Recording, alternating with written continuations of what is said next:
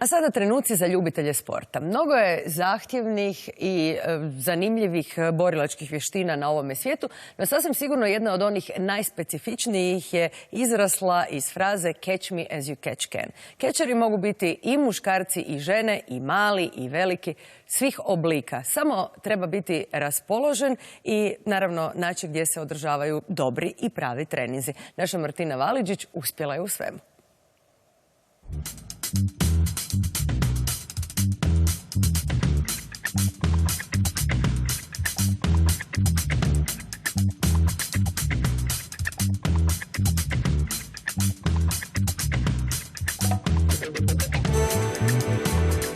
Priznajte, malo vas je frka.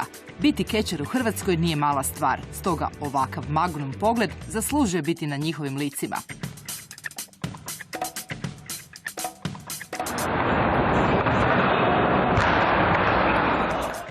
U podrumu jedne zgrade na zagrebačkim Ravnicama 3 puta tjedno trenira ova moćna gomilica svoj omiljeni sport, koji to u stvari i nije.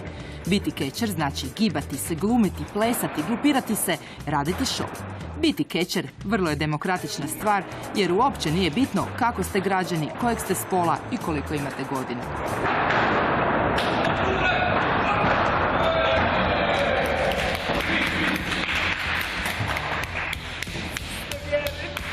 Pa ja sam taj krivac, bilo mi je dosadno u selu.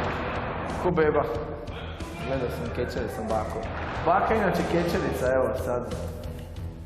Inače htjela je koristiti umjetničko ime Undertaker, ali evo, već je bilo zauzeto.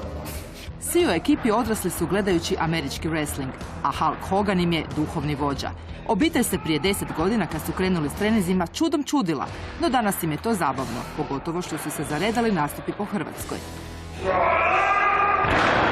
Pa komentari ima svakakvih.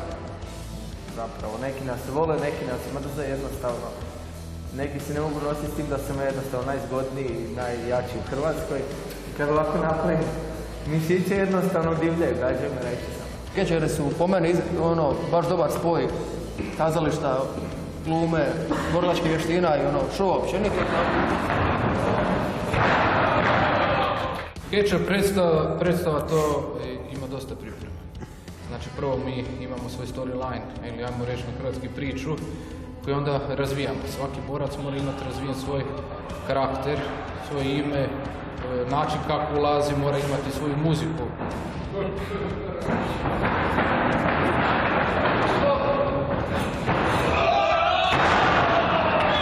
Svaki borac treba imati poteze koje će koristiti u ringu i onda se sve to skupa spoji u jedno.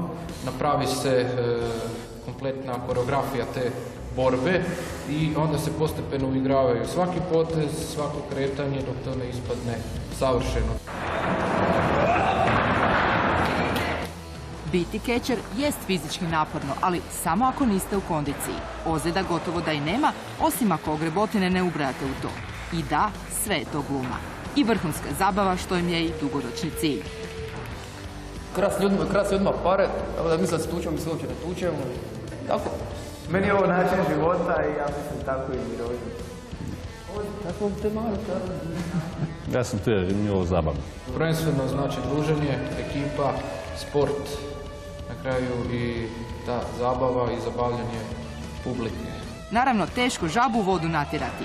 Kao ekstremna ljubiteljica ekstremne i uvrnute zabave, sa zadovoljstvom sam dozvolila da me dobro natamburaju. Smijeh samo takav.